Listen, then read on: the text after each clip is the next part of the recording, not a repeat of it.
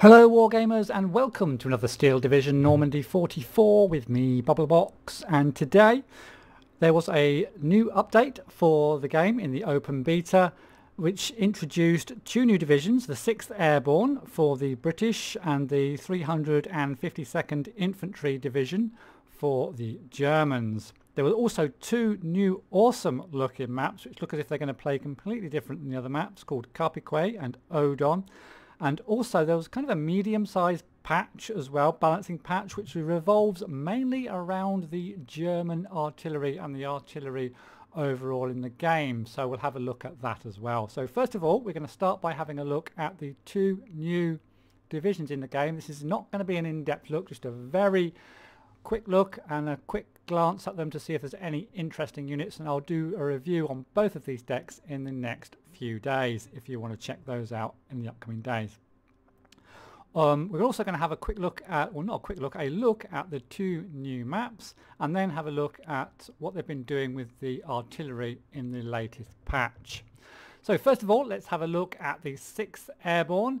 There's your resource points, 70, 125 and 135 in Phase C. We'll have a quick look at the historical Gumph. It's always a little bit interesting just to read it at least once. The first Allied division to enter action on D-Day, the 6th Airborne, was tasked with securing the left flank of the invasion. It was quite heavily equipped for an airborne unit, with medium anti-tank guns and light tanks being brought by air by Hamilcar cargo gliders. With elite infantry supported by airborne light tanks and naval artillery, the 6th Airborne owns Phase A, but in Phase B it must hold conquer ground with its 17-pound and air support. Remember that many airborne division units, identified by wings on their cars, cannot be surrounded, or at least if they are, they don't care. So let's just have a quick look at any of the newer units in this battle group. So AB Scouts I've seen before. Carrier Recce, I think they might be new in Phase A. Again, this is going to be a very quick look. I'll do a proper review a bit later. Looks like we've got an AP carrying Recce vehicle. In fact, that is actually a Boyce anti-tank gun with 3 AP. Not too powerful, but with a range of 800 will gun down. I guess it's just a good half-track killer. Pathfinders, AB snipers. Now these look quite interesting. And they're very expensive as well at 60. These two-man squads with 500 meter range, and they are elite. So a really interesting reconnaissance sniper squad. Yeah, we'll look at them in a little bit more detail in another video. Got staghounds in B and staghounds in C. I'm not sure if we had staghounds. I don't think we've had the staghounds yet. So they've got an AP and they've got a couple of nice machine guns and a little bit of armour as well. So they're your mobile vehicle reconnaissance unit. Infantry wise, lots of elite infantry by the looks of it. Not as many. They're not that expensive actually for elite infantry. You've got 25 points. You've got the Bren group, a group of 10 for just 25 points. Wow, they don't come in vehicles, in usable vehicles, but for just 25 points for an elite Bren group and elite AB leader group and elite paras as well. Another group of 10 just for 25 points. That seems really cheap. And then we've got some Vickers heavy machine guns. So you're stacked with elite units in Phase A with the airborne deck. And then we're in B and C, we're back to the pioneers, the air landings with the anti-tank weapons, Vickers and rifle leaders. Tank-wise, we've got some command tanks, the Tetrarch. I'm not sure if you've come across the Tetrarch in the game already. I did play this in the closed beta, so I am kind of familiar with some of these, and this is one of the divisions I really like playing in the closed beta. It's going to be a lot of fun to play this in the open beta and in the main game as well. Lots of light tanks available in Phase A, as you might expect from the Airborne division, and then you've got Tetrarch Little John available as well. Again, we'll compare these when I do a proper review. We've got Cromwells in B and C, and also the old Challenger as well. Support wise, flamethrowers, nothing really. Got those Tetrarchs again, Dingoes, Cromwells, yep, all pretty much the same stuff as we've seen before. Anti-tank, yep, as you were, lots of 17-pounders in B and C, as you might expect. And then anti-air, the usual stuff, I think. Polston Staghounds, I don't think we've come across those before in B. Staghound AA. Artillery, lots of mortars in A, lots of long-range mortars. again with the Airborne signature as well. And we've got some off-board with the Willys Jeep in phase A as well, and then more mortars and more off-board and some longer range artillery in C. And then air-wise, you expect this to be fairly good. In fact, you expect it to be very good. You've got 1, 2, 3, 4, 5, 6, 7 airborne slots. Wow! So lots of airborne. You can get some Tempest in A. 160 points, so woo, quite expensive. Mosquito Pathfinders. What are these? Are these kind of flamer? Oh, incendiary bombs. Wow, will be interesting to find out how they go. They're going to look, they seem wow, I've got some really neat units in this division. Typhoons, mosquitoes, typhoons, and more mosquitoes in C. So that's kind of a very brief look at the British airborne deck. And again, as I say, I'll do a proper review for this in a day or two's time. But now if we could go back, just quit out of there and have a look at the new Axis division, which is the 352nd Infantry Pegasus Division. So amalgamating survivors from several Eastern Front divisions, the 352 took position at Omaha Beach just prior to D-Day without the Allies having noticed it.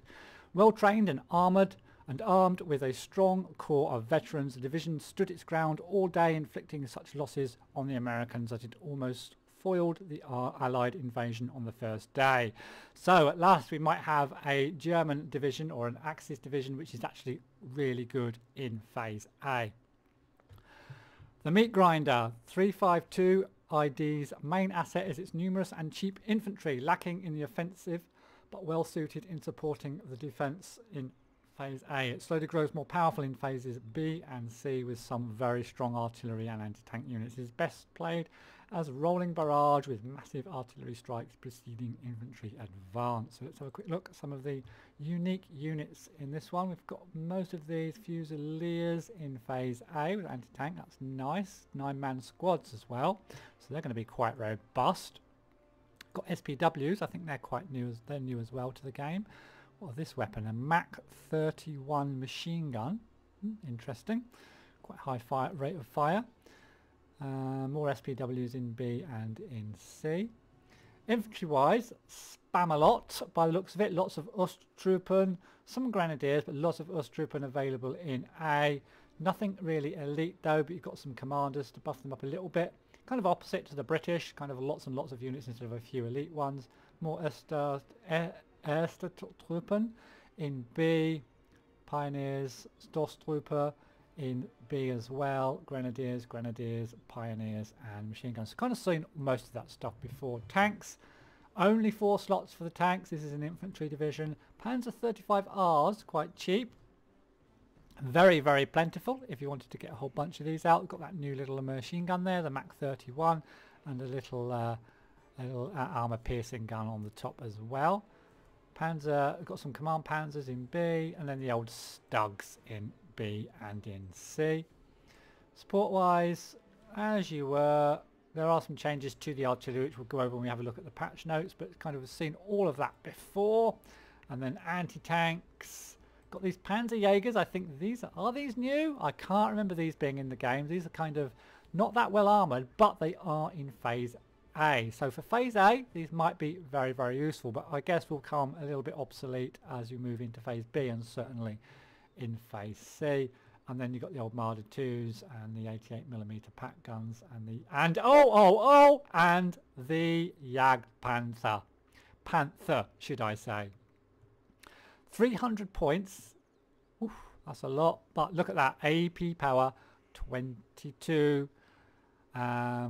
Rate of fire is 5 a minute. That's not too bad, I guess, but 15 front armor as well. Keep this pointed in the right direction, maybe with some big tanks coming up behind from one of the other players, and you can't go wrong. More heavy armor for the Germans, and you can get a bunch of those in C. Only in C? Yeah, only in C. Anti-air wise kind of stuff, we've already seen all these stuff. Flak Villings, SDKs, Flak, mobile wagons should I say. Seen all of that before. Artillery, again, there has been a few changes which I'll explain after we've had a look at the maps. Lots of mortars available in A. Long range and heavy mortars as well. And also we've got some FK-18s. Now are these new? I think these might be new. We've actually got some long range howitzer type weapons in phase A as well. So that's quite interesting. Let's see how that plays out. Some more of those in B and then more mortars and a couple of the SK-18s. They're the really long range 4,000 meter range artillery in B. In fact, you can get 4 of those in B. Really? Ooh, I'm sure there'll be a few comments about that in the forums, and then more of them in C, I expect. And we've got some off-board artillery and then Nebelwerfers as well. Stuff we've seen before. Air slots limited to 4, so you're going to have to be a bit choosy.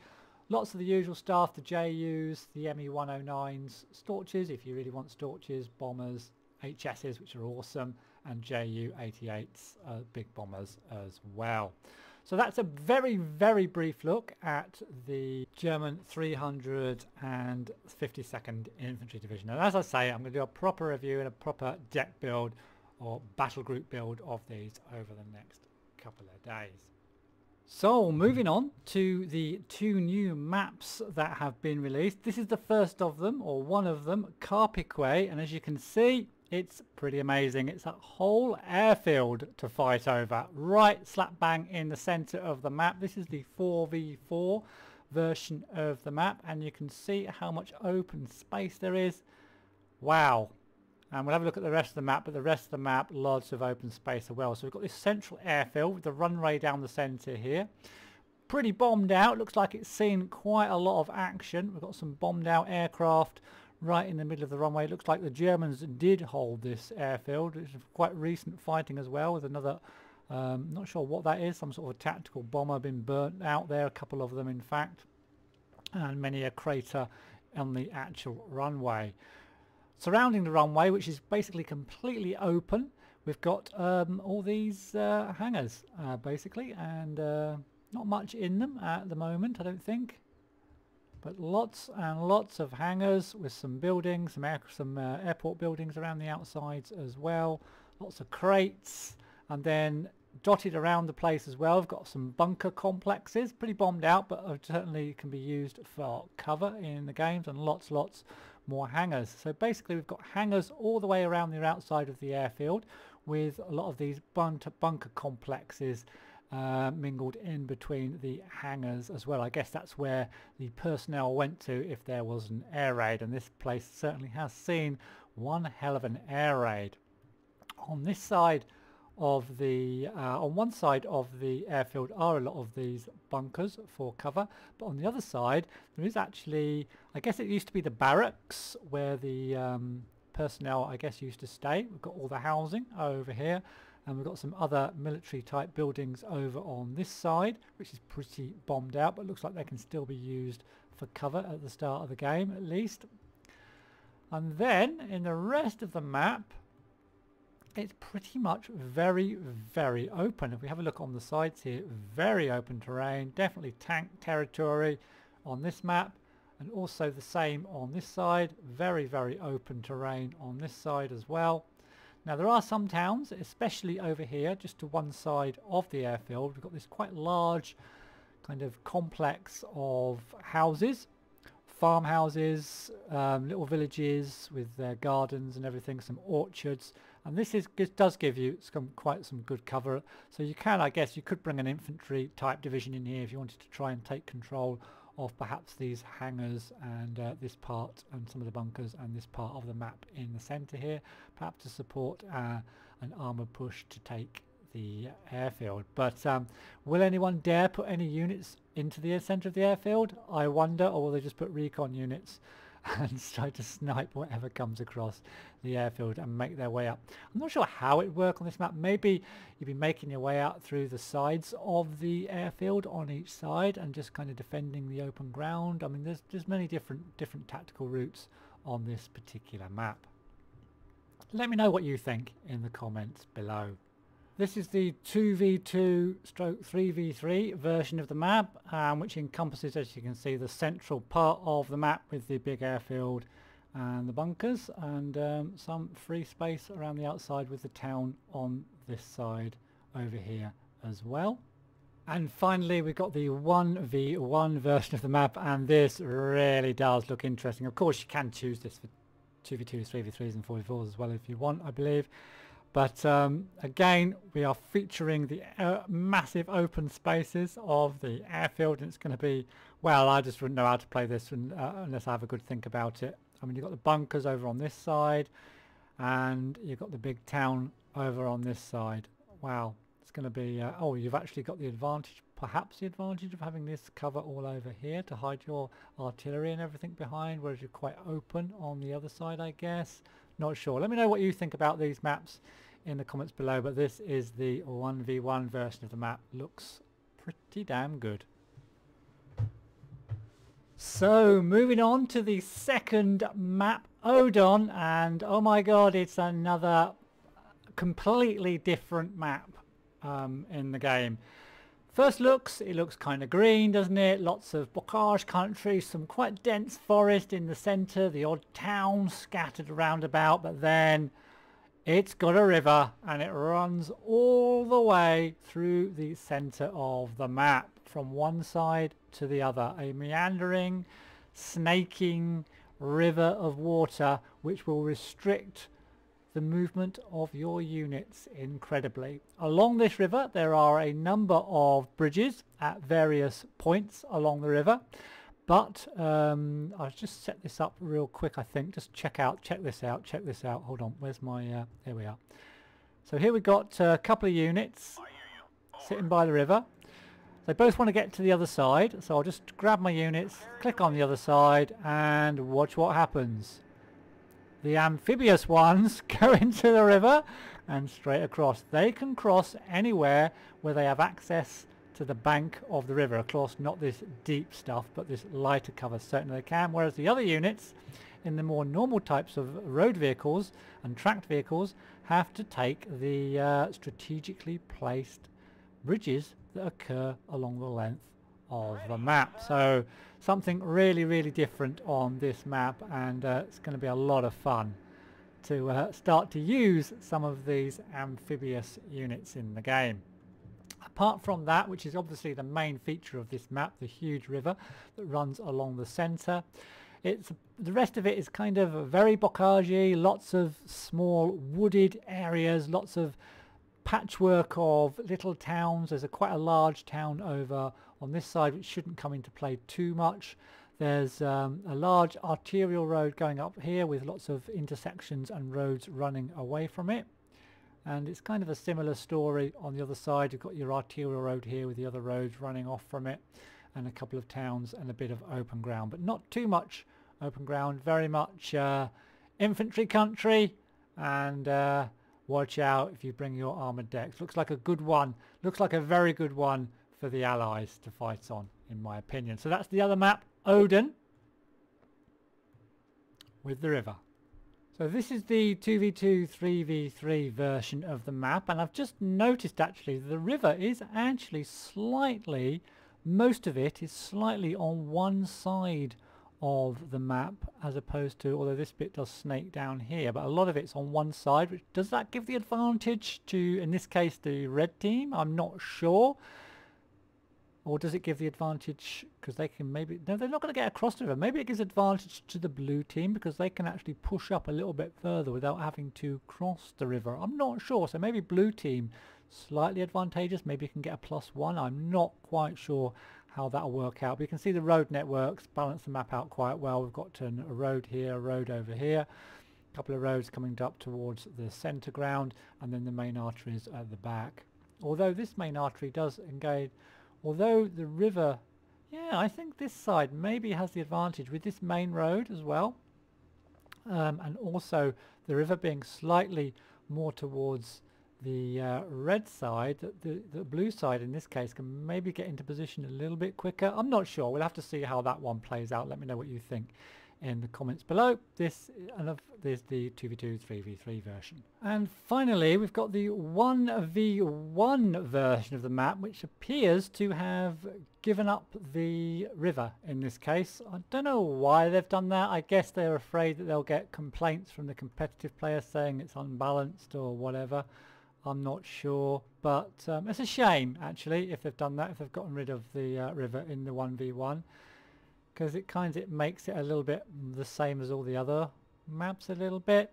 There's quite a lot of open ground with the big village as well, big town in the centre, but I would have liked to have seen, I think, the river on the 1v1 map as well. At the moment it's just a big arterial road down the middle, looks very balanced with town on one side, villages and towns on the other side, open ground, very balanced, but aesthetically I would still have liked to have seen the river play a part in the 1v1 map as well, because you can still play 2v2s and 3v3s on this map if you want, or even 4v4s, I guess.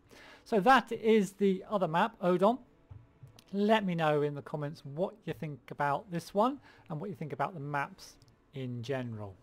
And finally, I think we may as well round this up by having a quick look at the quite minor patch that they did in the game this time round, mainly looking at the German artillery, which is at the moment incredibly powerful. So I think they've kind of tried to address that a little bit. So first of all, they've changed the IG-18. Now the IG-18, you may or may not know what that weapon is. It's in the support tab. It's this guy. Now I've never used this guy because I thought, well, it's just got nothing to it. But they have increased the range now to 1,000. It used to be 800. They've now increased the range of this to 1,000. And it now comes in packs of 4 instead of in packs of 3 in phase A. So now that might be, we might actually see that on the field a little bit more now that it's got that longer range of 1,000 meters against infantry. We'll have to wait and see. So that's the IG-18, got a bit of a buff. Also the IG-33, which is kind of the big brother of the IG-18 here, is now available in packs of 2 in phase A. Now I'm not sure, but I don't think this was available at all in phase A before. Don't quote me on that one, but now it's available in packs of 2 in phase A. It may indeed have been in packs of 1 in phase A before, but again, this is another one I don't tend to use. But if you're an infantry player and you do kind of want some infantry support, that is one for you. The 80mm mortars as well. Where are they? They've been changed. Oh, we need to go to the artillery, don't we? Where are we? Yep, artillery. 80mm mortars. Here. Now come in packs of 2 instead of packs of 3. So a little bit of a nerf there for the German mortars. The Nebelwerfer 41 is now available in packs of 1 in phase A. I'm not sure what it was before, whether it was available in phase A at all. I'm not sure. I don't think it was even available in phase A before, but now the Nebelwerfer is now available in phase A in packs of 1, and indeed you can get 3 of them, so that's quite powerful if you want a really early phase A push for the Germans, and maybe is addressing trying to combat some of the strength of the Allies in phase A. I'm not sure. We've also got the SK-18 removed from phase A and now comes in packs of 2 instead of 3 in phase C. Now in case you're wondering what that is, this is the big artillery piece, so they've nerfed it a little bit, so you can't get this in phase B anymore. These are untouchable artillery pieces for the Germans. They've got a range of 4,000 meters, and apart from flying bombers over enemy territory to get rid of them, there is no other way of counter battery firing, for example, against these weapons. And they also they've nerfed them as well in phase C. You can only get 2 sets of 2 now instead of what was 2 sets of 3. It might even be 3 sets of 3 actually. So they've really nerfed the artillery section for the Panzer Grenadiers in that respect. There's also a couple of changes for the 21st Panzers as well. Again, the FK-18, which we had a look at just now, has been completely removed from that division, and they've added another set of Lorraines in. If you want 2 Lorraines now in phase B, you can get 2 Lorraines. Apart from that, they've added new British voices to replace some of the voices that were deemed to be too American. And that's pretty much it for the patch, just changes to the artillery. So that's it for this update. 2 new maps, 2 new divisions, and some changes to the German artillery. So let me know in the comments what you think about this update. Good, bad, indifferent. I think it's pretty good, and indeed I think the 2 new maps add a new dimension to the game as well. But let me know what you think about it in the comments below. Give me a thumbs up if you enjoyed this video, and I'll see you in the next one.